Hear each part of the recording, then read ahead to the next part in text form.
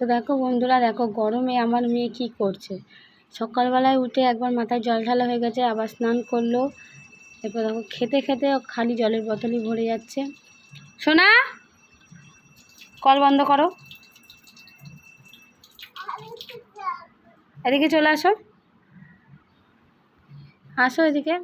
আর গরমে চেয়ারের অবস্থা দেখেছো, পুরো একদম কাঠি হয়ে গেছে। চলো এদিকে চলায়, আমি দাঁড়াতে পারছি না।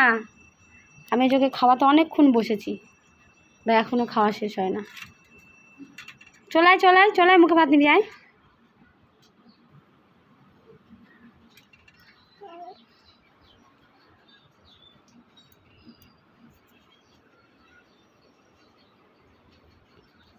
এবার পালালো,